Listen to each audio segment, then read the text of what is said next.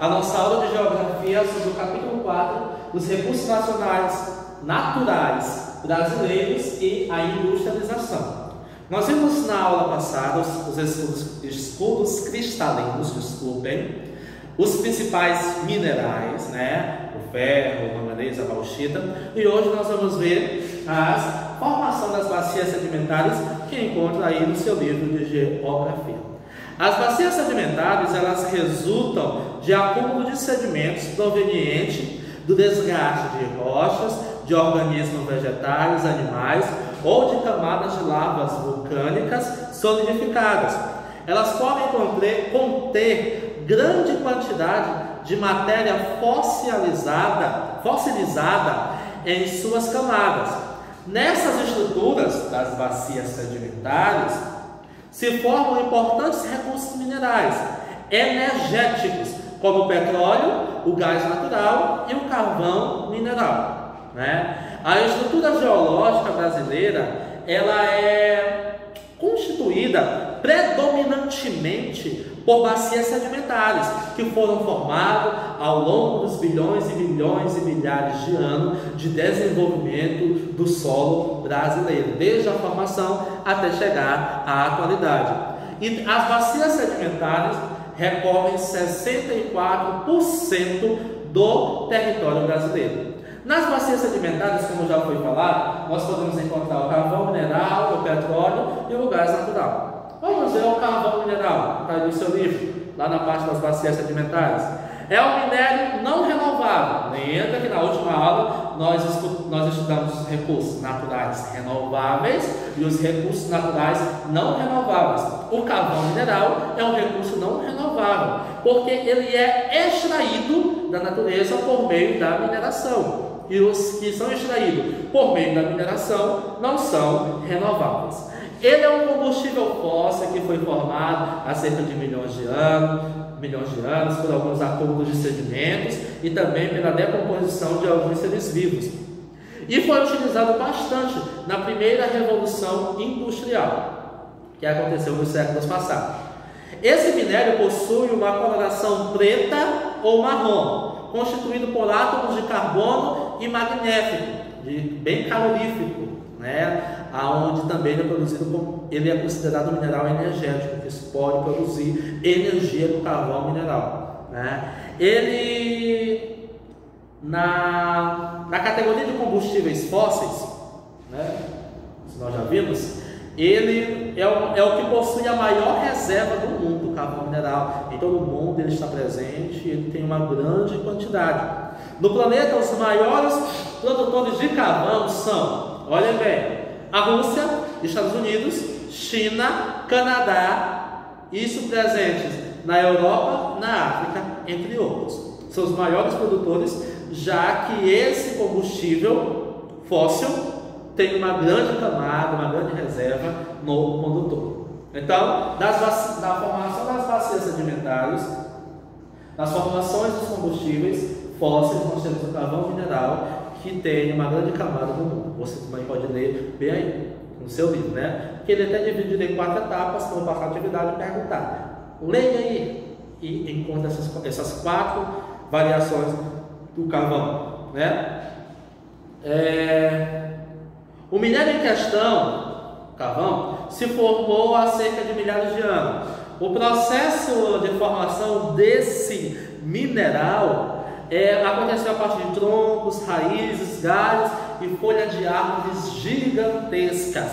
Todos esses fragmentos vegetais foram após terem morrido, entraram em um processo de decomposição e soterrado por sedimento, por chuvas, por terra ao longo dos séculos, dos anos, e por meio de uma grande pressão e por altas temperaturas, eles chegaram à formação, a esse minério, por volta de cerca de 300 milhões de anos, né? Como nós já estudamos a formação dos escudos cristalinos das bacias sedimentares brasileiras, as bacias sedimentares que compreendem 64% do território brasileiro, ela levou milhões de anos para ser formado e para chegar a essa qualidade que nós temos de extração no Brasil, tanto desses combustíveis como também de outros recursos minerais, né?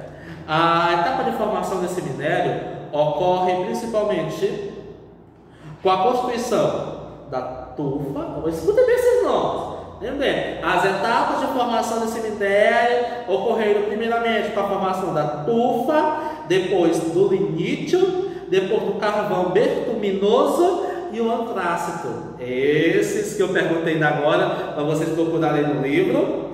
Está aqui um pouquinho o topete, né? Que vocês procurarem no livro. Lembra? Essas são as 4 variações do carvão, as 4 características, as 4 divisões. Nós podemos chamar da forma que vocês quiserem, ou que o livro pode interpretar: a tufa, o lignito, o betuminoso e o antrácito. Em todo o globo existe aproximadamente 8 bilhões de toneladas de carvão que tem uma viabilidade de exploração. O carvão ainda hoje continua as principais fontes de energia, uma energia não renovável e uma energia bem poluidora, né? Essa energia ainda é usada bem pouco, mas infelizmente não é utilizada. Por que, professor, que ela é bem poluidora, a energia provinda do carvão mineral? Porque queima o carvão mineral e a fumaça é muito poluente. Tem aqui entendido? Vamos ver o petróleo. O Brasil é um dos grandes produtores de petróleo, né? Nós sabemos disso. E o petróleo nasce como? A partir da decomposição de matéria orgânica, especialmente dos plânctons, que acontece a decomposição deles. As bactérias em ambientes com baixo teor de oxigênio realizam a decomposição desses sedimentos e acabam por acumular nos subsolos que se encontram as bacias sedimentares a formação do petróleo. Lembrando que o petróleo é encontrado lá embaixo mesmo, às vezes muito raro no ambiente terrestre e na maior parte dos casos em ambientes abaixo dos oceanos, abaixo das bacias sedimentares, né? E como que o petróleo é obtido, crianças? Lá no livro tem toda uma explicação. Aqui eu estou dando só um resumão disso que você vai fazer a leitura e responder a atividade depois. Ele é encontrado nas bacias sedimentares, certo? Que normalmente se encontram em depósitos distantes da superfície, bem abaixo mesmo. Eles possibilitam a perfuração de rochas ao exercer uma pressão, fazendo com que o petróleo ascenda à superfície, né? Por exemplo, quando há uma perfuração das rochas lá onde o petróleo está, no momento em que as máquinas perfuram e que chega até ele, o petróleo automaticamente começa a subir, começa a ascender, né? A subir. E ele também tem uma grande dificuldade para ser extraído. Por isso que a extração do petróleo, lá as plataformas que ficam no meio dos oceanos, deve ser bem estudada, bem planejada, porque esse mineral é de difícil extração. Em todo o território brasileiro, o petróleo foi encontrado primeiramente em 1939 no estado da Bahia. E só após 2 anos é que foi encontrada uma viabilidade de se extrair esse petróleo. E no ano de 1954 foi criada quem? A Petrobras, a grande empresa do Brasil que é responsável pela extração do petróleo, certo?